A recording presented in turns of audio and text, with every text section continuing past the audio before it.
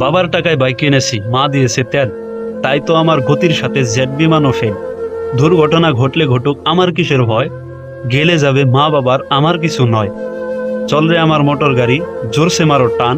কে কি বলে শুনবো না আজ, চেপে ধরেছি কান। আহা কি মনোরম গাঁয়ের বাঁকা রাস্তা, 600 কিলো ঘুরে এসে কবরে করবো আজ নাস্তা। আসসালামু আলাইকুম প্রিয় ভাই ও বোনেরা। গতকালকে আমাদের অঞ্চলে এক বাইক দুর্ঘটনায় এক যুবক তৎক্ষণাৎ মৃত্যু হয়ে যায়, আরেকটি যুবক আহত হয়ে হসপিটালে চিকিৎসাধীন হয়ে থাকে। এখন আমরা তো এই ঘটনা শুনলাম বা হয়তো একটু আবেগিক হইলাম, কিন্তু যাদের সন্তান, যাদের ছেলে মারা গেছে, তাদের অন্তরে কি চলতেছে আসলে? একজন সন্তান জন্ম থেকে নিয়ে হয়তো 15-20 বছর পর্যন্ত মা বাবা কত কষ্ট করে মানুষ করে, এটা মা বাবাই ভালো করে জানে। আর একজন সন্তান যখন দুর্ঘটনায় মারা যায়, তখন সেই মা বাবাই জানে আসলে বেদনা কতটুকু। তাই সবাইকে অনুরোধ করব, বাইক নিয়ে যারা আমরা তরুণরা রাস্তায় বেরোই, আমরা যেন একটু সাবধানে বেরোই।